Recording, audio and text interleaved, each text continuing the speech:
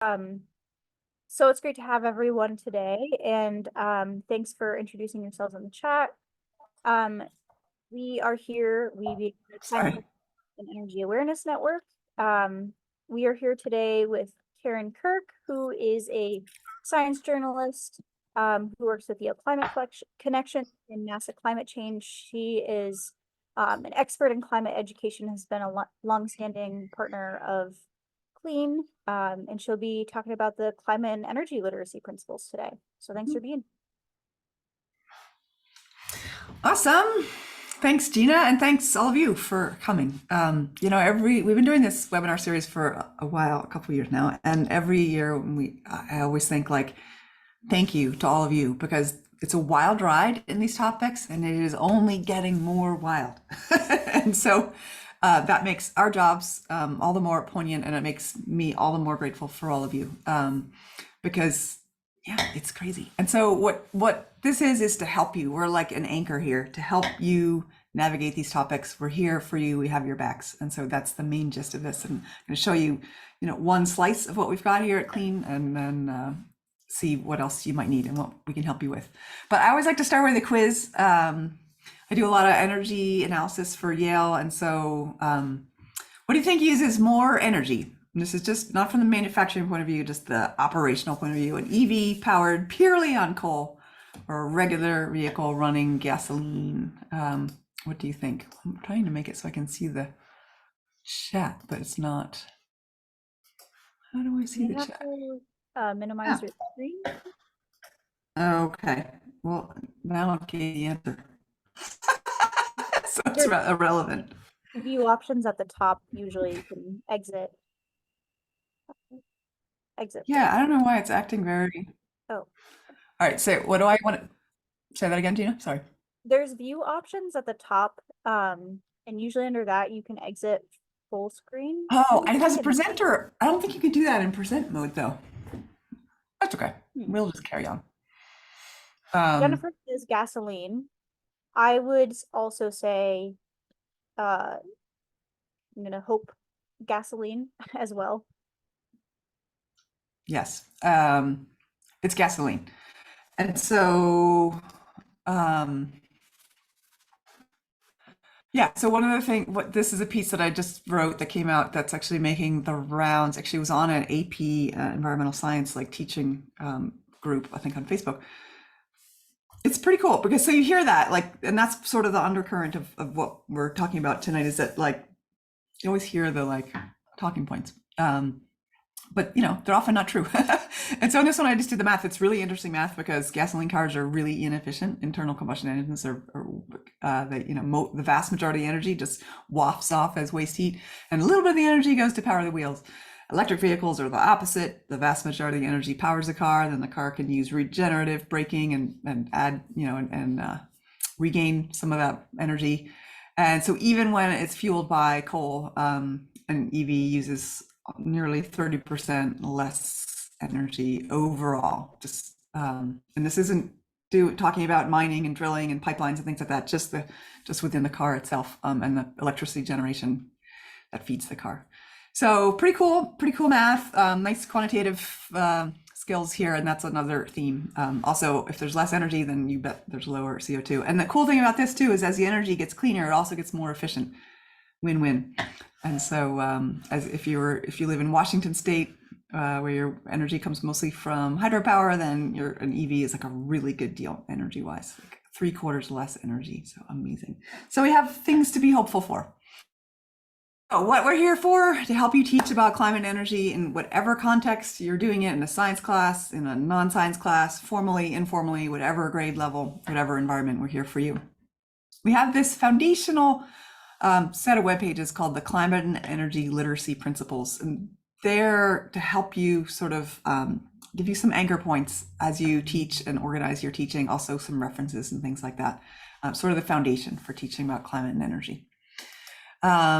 And why? Because like if you wander onto the like, oh, I'll just Google this, like yes, you should definitely Googling, of course, but you find a lot of like what is really true here. And so here's the like question of like, how well are our climate models, tracking with what's actually happening. And then you see, these graphs like look sort of the same. One is totally fake. You could probably guess because it says epic fail. Like scientists don't write that way. One's real. But so we're here. Clean collection is already vetted. It's going to help you navigate that. But weirdly, like, and this is the part that sort of changes every time, is like this stuff in political culture and like media culture, it's, we no longer have a floor under us. Like, this is a tweet from actual senators a couple years ago, but this just happened again in Montana. Energy things happen, and actual senators like spread misinformation about it. And so our jobs are bigger than our classrooms have gotten, like much bigger, because we kind of talk to everybody. So this person was talking about reliable energy sources, and gas and coal have been failing in these cold snaps, devastating, fear mongering, and then this pictures that aren't even from like the place that they're talking about. So, it feels like there's a lot going on, and there is a lot going on. All the more reason for all of us to be engaged and informed and ready to help. On the flip side, it's super inspiring. Everyone has a climate in their lives. Everyone needs energy. And so there's a lot of humanity and social justice elements in this topic too. Also, many / most current events have a climate or energy aspect to them. And so you're never going to get bored teaching this stuff, because there's always something new happening. There's always something new to learn. And I think that's really awesome. Also, like, because these topics unfold as we go, it makes it very real between you and your students. So instead of like, well, I'm going to teach, this periodic table of elements or something, yes, that does change, but not as fast as this. And so it really puts us all on the same footing of this is changing in front of our very eyes. And so we are almost peers with our students in interpreting current events together. This was a really cool example. This teacher from upstate New York, she actually didn't have any climate training in her undergrad, and so she was kind of like started teaching it, and the students had questions and she didn't really know, and so she really adopted this inspiring attitude of, we're going to go through this together. And the students really enjoyed that approach, and she ended up being like a real leader as a climate educator in all of upstate New York, and organized climate summits for students. And it just went from this place of like, I'm not sure I know enough, to blossoming into this like amazing leader. And I think that's because these topics are so changing and so new. We all have a role, along those lines. We never are caught up, and we never know all of it. So starting with the top of the Clean webpage, here's how we can hopefully help you. We have teaching guidance, that's tonight. We have a large collection of free teaching resources, that's other webinars. We have a very active professional network. We encourage you to join, and then you can share your whatever's going on with us, and then lots of ways to navigate and find what you need. But this is a screenshot of the homepage. So if you started from the top, and tonight we're going through, I don't know why I say tonight, it's dark today, it's very gray. It's still afternoon here, actually. I'm in mountain time, 4:45. Anyway, we're going to explore this teaching climate and energy today, this afternoon, and specifically this teaching climate and teaching energy. And I'm going to walk you through these foundational principles and show you things you can use or things you don't, that aren't relevant, and that's fine. And these are just two screenshots of the pages side by side. One all about climate, and each link is a page, and each link is one of these sort of organizing literacy principles.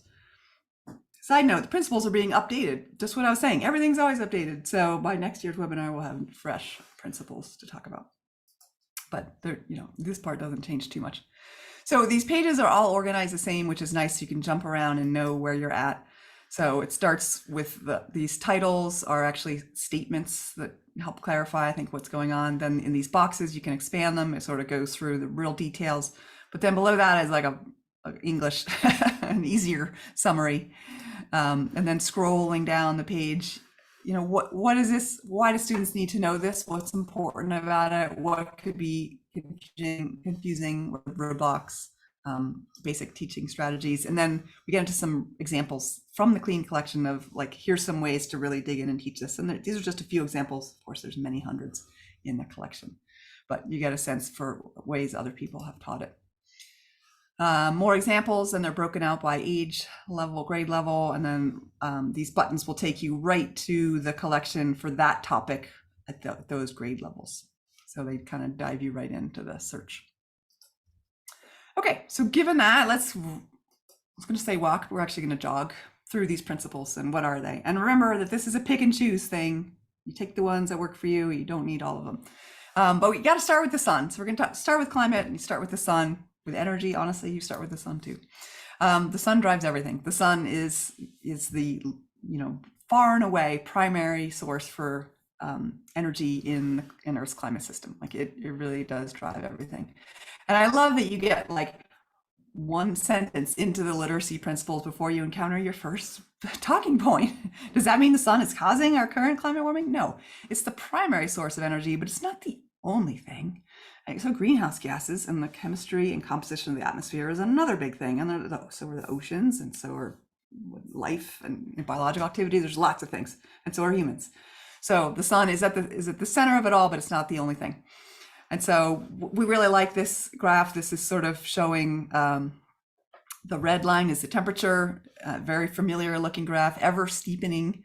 And then the yellow line is the solar irradiance. And yeah, it has solar cycles with sunspot, 11 years and comes and goes. But you see that these lines are going in totally opposite directions. The sun is not the cause of climate change. And I think this is probably the easiest possible way to dissuade that is by looking at let's look at what the sun's doing and let's compare it to what we're seeing, and they're not the same.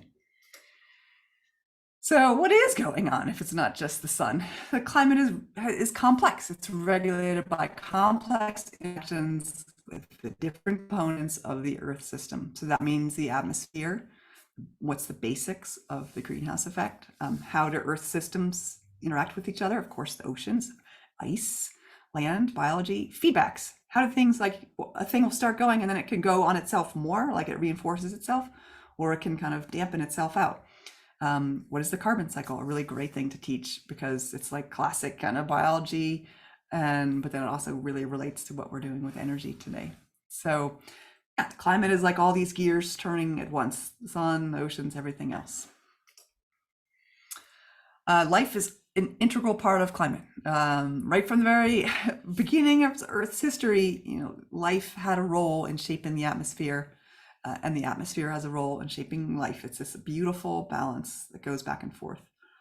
One really cool way to teach this is with the looking at CO2 concentrations in the atmosphere, the famous Keeling curve, and it has this beautiful zigzag seesaw in it, and that is literally all that's dominated by the northern hemisphere, but it's all the plants coming to life in spring and summer and sucking out CO2 and using it, and so CO2 will go down in the summer, and you're like, yay, we solved climate change, and then nope, all those plants stop growing in the fall and winter, and then they release it, goes back up, and the cycle repeats itself. And so that's a very cool interaction. And if you look at the Keeling curve, there's two patterns in there. One is that seesaw caused by life, and two is that upward trend caused by humans. So a lot of neat stuff in one graph. And of course, we know that like fires and disease and drought, these are all the interplay of climate and life. So there's many ways that you can weave these topics together. This is another interesting thing. So climate varies over space and time through both natural and man-made processes. That's kind of a mouthful, but climate is never the same thing. There is no perfect climate, ideal climate, etc. So yeah, this is sort of like the natural, like people would say, natural causes and things like that.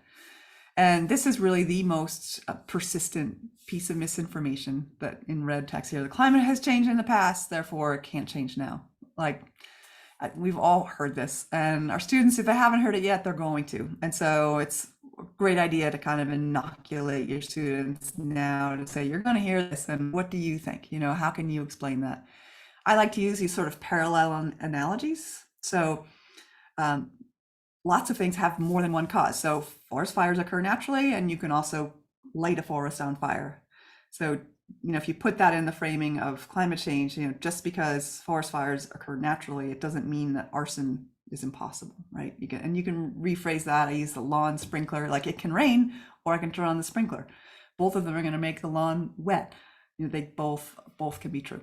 But very wise to bring this up almost no matter how you teach climate, because this is the number one thing that's not or that's sort of intentionally misunderstood at this point. So how do we know what's up? Our understanding of the climate system is improved through observations, theoretical studies, and modeling. There's lots of ways to understand climate. And the best way to teach this is to do it with our students. So let's engage in the process of science so we can make measurements of weather. We can use local data. There's so much interesting local data available: snowpack, rain, temperature, record highs and lows, all that stuff, growing season. We can compare over time or different places. We can measure our energy use, and we can practice sharing and how we, what we've learned, communication of findings. So yeah, the best way, we worry about this sort of from on high. Well, IPCC says this, and that's just how it is. Now we're gonna like jump in and learn it ourselves and be a little more hands-on. And constructing knowledge, as I'm sure you already know, is very powerful compared to being told stuff from that sort of point of authority. Human activities are impacting the climate system. That's kind of the main thing that's going on here. Oh, here's the graph I was just talking about. So many lines of evidence here, so many interesting ways to teach this and talk about it. It's helpful to not make it super judgy. We are the cause. It's somewhat bad luck that the thing we use for energy for the last couple hundred years happens to trap heat. That's the way those molecules work. It wasn't by design. That has happened a lot in human history. Things that we thought were good ended up not being good. I think it lends a little bit of humility to the human experience. It's scary, though, the third bullet here, to realize we are causing these crises, and as they get worse, and the impacts are more closer to home and more dramatic, like it's not a great feeling. And so these are great times to invite students to voice their concerns, their fears, their doubts, because some of that is what fosters climate denial. Like, I just don't want it to be true. But even setting that aside, I think it's really important to keep that safe space feeling and that open atmosphere to air it out. It is definitely scary. On the other hand, we've got solutions. If we're the cause, then we know the solution, right? And I think that's a beautiful thing. If this were just happening because the sun were like gonna swallow up the earth, that would be terrifying. But no, we know how to undo it because we did it in the first place. And I think that's a really elegant sort of pairing to realizing it's humans, but we can stop. A while ago, people used to use a debate like, is it real or is it not real? I think we're past that point, but I'm still going to keep that bullet point. Don't use this as a scientific debate because it's not.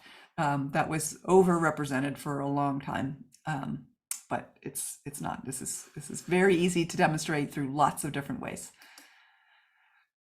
Climate change has consequences for both the Earth system and for human lives and for all the other lives. The Earth itself, of course, doesn't care, but all of the living creatures care a lot. And of course, you could center that around humans, but it's not necessary to. There are always examples everywhere. It's great to use the power of a local case. You can use your own data or measurements. You can use current events. The STEM Flash emails always have can organize teaching materials around current events, and also solutions. So yes, we always need to burn less fossil fuels. That is the solution. But then there's other solutions, let's fire safe landscaping and making our coastlines more resilient and thinking about our food supply and where are those sort of vulnerabilities and how can we tighten those up. So I feel like when I talk about these topics, I want to only dip in a little bit on consequences before I shift over to solutions, because there's only so much bad news we can take.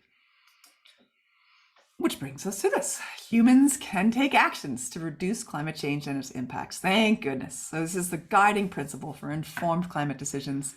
Talking about mitigation, let's stop warming up the atmosphere by adding greenhouse gases, and adaptation, let's be ready to deal with what's happening. This is a monumental challenge. Lately, I've been asked to give a lot of talks about jobs because now this is the thing that humanity is going to be doing for the next 30 years at least. So taking action is empowering. Our students are going to be part of this. It feels good and it truly helps. It's our only way out. So I think you can weave this into something pretty cool. And some of the solutions are pretty neat. I think solar panels are amazing. Electric vehicles and better transit and less resource intensive food. A lot of these things are great anyway. So cool discussions. Whoops, the wrong way. Okay, at the end of it all, there's a little quiz. There are 20 questions. The crazy thing about this quiz is it's really hard to keep it updated. So we go back and update it as often as we can, but you'll see that things change so quickly.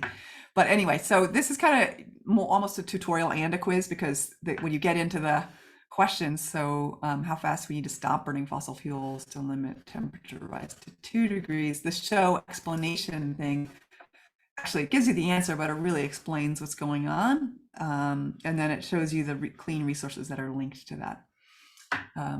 So it can be used really as a tutorial. I also bookmark it because it has a lot of the questions, like of things that I always want to be reminded of. I tried to make it like some of the really relevant topics going around in climate science. Okay, switching right over to energy. These two topics are just linked, but depending on how you teach them, maybe you teach them together, maybe they're separate, maybe you only do one or the other. But energy is kind of the cause and the solution. And so teaching energy is an important part of the conversation. The first energy literacy principle is kind of a funny one, because energy is a physical quantity that follows precise natural laws. It's not a super useful definition, but it is the definition. But we have so many ways of talking about energy, like your personal like vibe, like, oh, I have no energy, or like, ooh, that has bad energy, or like energy is coal, or energy is wind blowing. And so I think it's just helpful to start off by like, energy is a crazy word that has so many different meanings in different contexts. But this, now we'll drill into a little bit. So energy, so physical processes on Earth are the result of energy flow throughout the Earth system. So pick anything and it's got energy flowing through it. So gravity, wind, waves, storms, a carbon atom, so energy is just what powers the Earth. Otherwise we'd be this dead celestial body, but even that has energy because it's orbiting and it has gravity. So energy is everywhere. Which is kind of a cool way to start out, but that can also be confusing depending on your audience. So, you don't have to teach all of these, just the ones that work for you. Biological processes depend on energy flowing through their system. So this is, again, energy from the sun fuels life on Earth through photosynthesis. Energy flows through all life. Ecosystems can be thought of as energy flowing through. Agriculture is converting sunlight into food. What about our food system? So all of this is because energy is flowing through and transforming to different types of matter, as it flows from sun to plant to plate, for example. This is probably more what you think of when you think of energy. Like, various sources of energy can be used to power human activities, and often this energy has to be moved from place to place.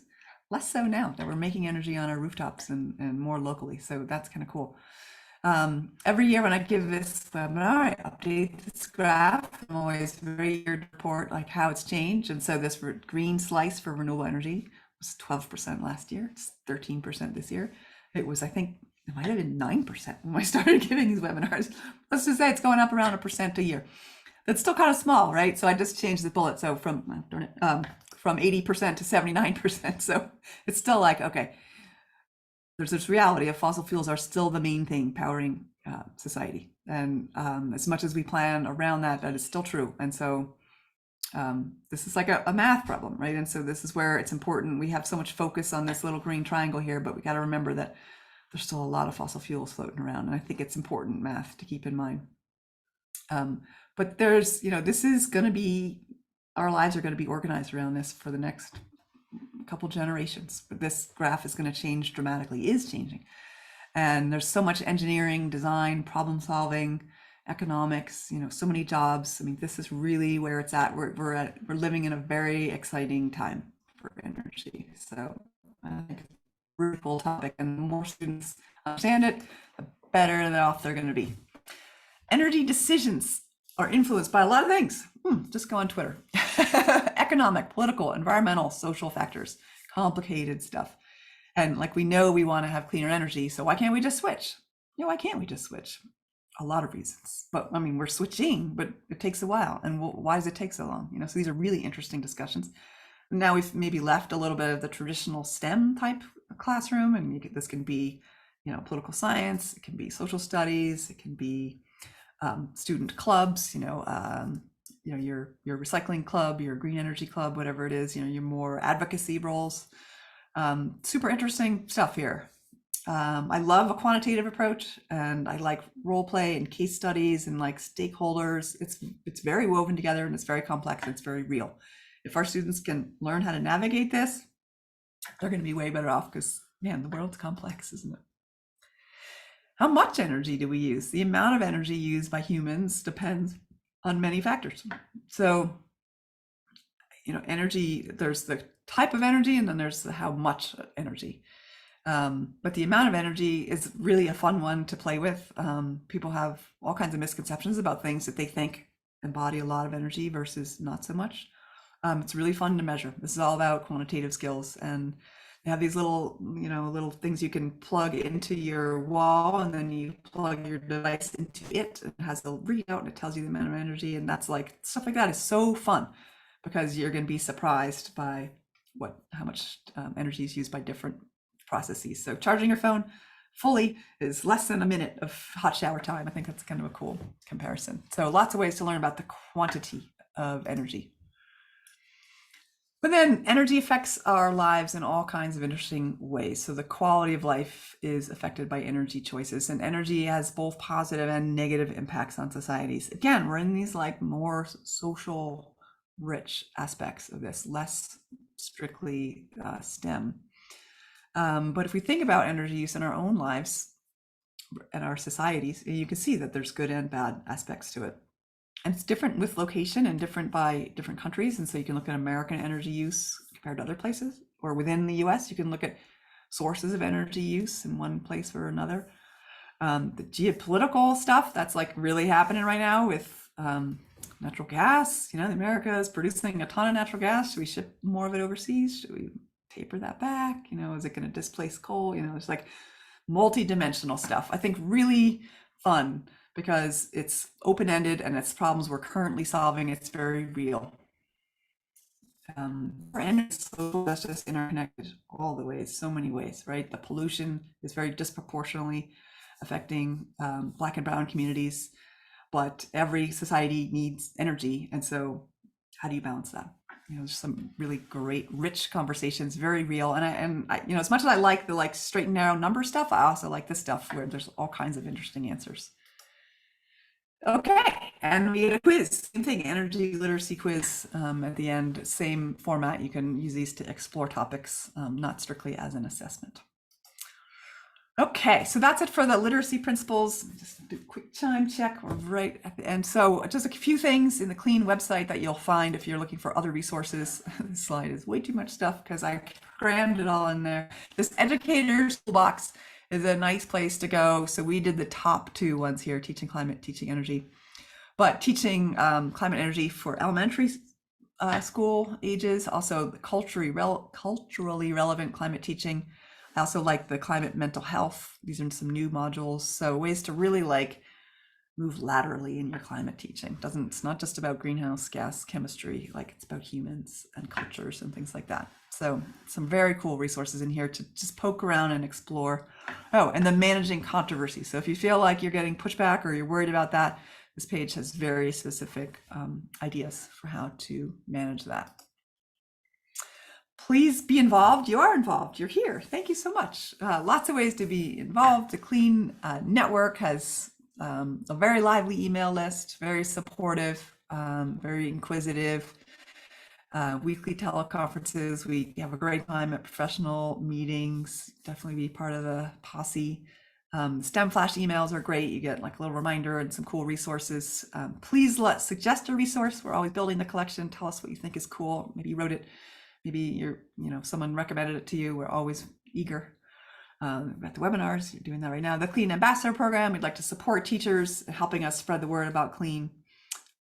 We partner up with you. So I think those are the big ones. Science Reviewer, yeah, all kinds of things. It's a very, the basis of CLEAN is that it's a collaborative, community-based resource.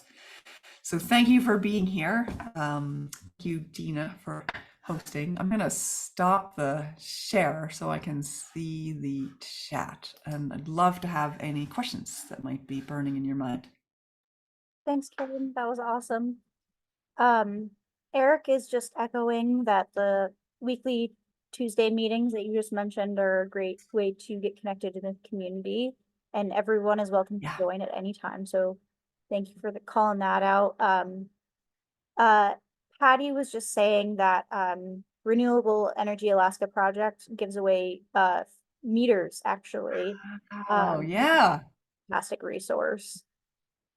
So good. You're a great organization. Actually, Colleen Fisk, who is a leader at the Renewable Energy Alaska Project, joins our Tuesday calls often. So Oh, beautiful. Yeah. great way to get connected with them. So good. And then yeah, Jennifer just said was giving some positive feedback that Yeah. it's good to hear someone finally talk about the positives and hopeful nature of some of the challenges we're facing. And the doom and gloom can be very overwhelming. So Right. we felt And from here on out, the doom and gloom is going to only increase, and the positives are going to only increase. They're going to be roughly parallel lines because the doom and gloom, we've pretty much supercharged the atmosphere. We're going to have to ride that out. But the innovations and the investment in innovations and solutions are growing just as fast, and so we're always going to have to balance those two.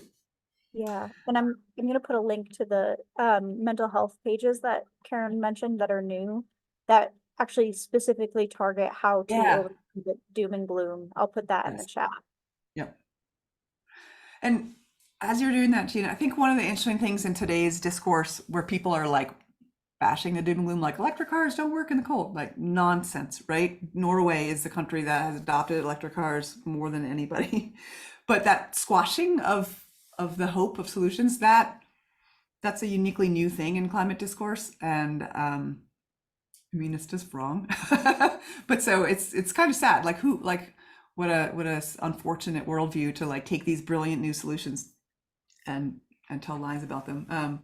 So we're gonna have to sort of keep pace with that. But the discourse has gone from like, oh, it's natural cycles to EVs don't work or batteries don't work or whatever. That's good. We've kind of moved the discourse around the solutions, but now it's the same type of misinformation. But no, the solutions are really, really good. And the US is doing actually kind of a fabulous job in building new solutions and investments. We had a question here from Samara that says, thank you. I am with keepprogram.org and we're contemplating putting together climate change Mhm. education kit that teachers can check out for our program. What are some tools you think we should be sure to include? Because we just threw a lot out there.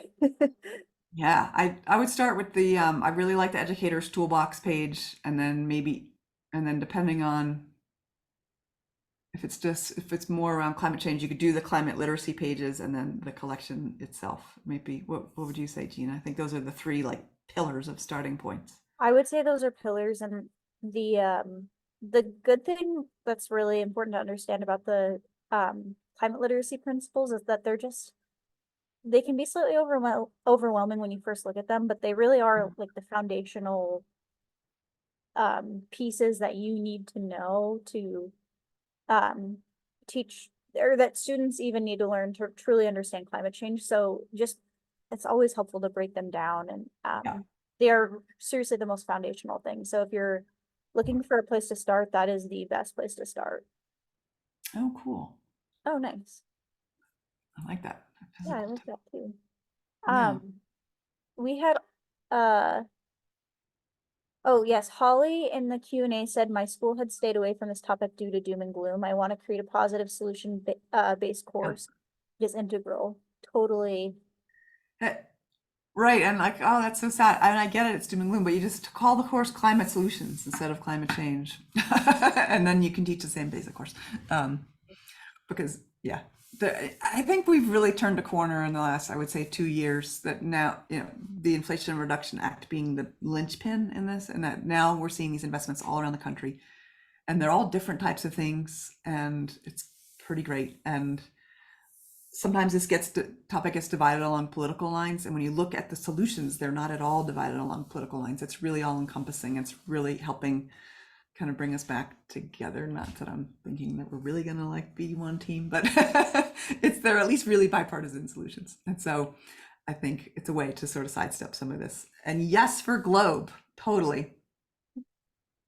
Yes, for Globe, +1 for Globe. Holly was also asking, and I'm not coming up with anything off the top of my head, but maybe this is something that could be developed, or maybe you're aware, Karen. She's looking for a list of misconceptions that she could send out to faculty and students as a quiz. She says, I would like to be able to justify a climate and energy course at my school and want them to have some aha moments so they realize how much we have to learn, and that it can be positive. So uh, educating people through overcoming misconceptions. Mhm, mhm. Yeah. The skeptical science keeps a giant running list of misconceptions. That would be one place to start. Um, like I started off the slides with a quiz that wasn't really a misconception. It was just sort of an intriguing type question. Yeah, there's so much you could take any social media post and say, is this real or not? Like a series of 10 tweets. Are these real? Are these true? My father-in-law said this. Is that true? That's very relatable. We all have these experiences. Yeah, many ways to tackle that. Yeah, and it's a good hook. It gets people intrigued, like on what's the right answer. So yeah, I like that idea. Yeah. I guess I would just add one more thing on the like motivating your school to add it is jobs. I mean, the whole economy is already a big part of the economy revolves around energy, but it's only going to increase because we got to rebuild all this infrastructure. And we think of the jobs and investment like we should definitely be training our students in these topics. So that's another good motivator for your district, I hope.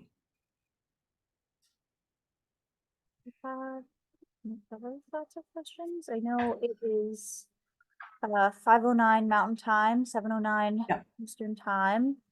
Holly says thank you. Perfect. That's good. Okay.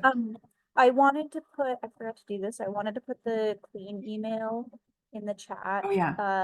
There it is, clean@colorado.edu. So if you have any questions or want to follow up about anything, me and my colleague Katie are monitoring that email. So feel free to send a message there. And again, just I really recommend spending some time looking at the Clean website. There's so much there. So much. And it's a great place to start. So Mhm. Yes. Okay. Got the globe in there. yeah, Globe is a great resource. Yeah, and then so a plug. I wrote for Yale Climate Connections, and that is we are all in on keeping up to date with solutions stuff and a lot of solutions math or a lot of solutions public policy. These radio spots, like it's if you want the anti doom and gloom, Yale Climate Connections is a fun channel right now because we're yeah, and it's sort of at the same level of like wanting to be not divisive but more uniting. So that's another place. Thank you. Slapped it in there. Self promotion, but I think it's a really good channel. No, it definitely is like the one of the leading websites and has super interesting resources out there. So Yeah. it's a good one to mention. And cartoons. They added a whole new cartoon section. Cartoons are fun. Easy Yeah. to read. Hmm. All right. Well, I don't want Yeah. to keep Karen longer It's than okay. I'm just yeah. He's always like yeah, we'll run a little bit over, but I'm excited to have all of you here. It was cool to see we have Argentina, and Macedonia. Like that's all yeah, gorgeous. that's awesome. And I don't even know what time it might be there. So if it's some crazy time, thank you, Yeah. especially for being here. And East Coast. Yeah, and Macedonia. yeah, Yeah. yeah, all across the US too. Um, Hmm.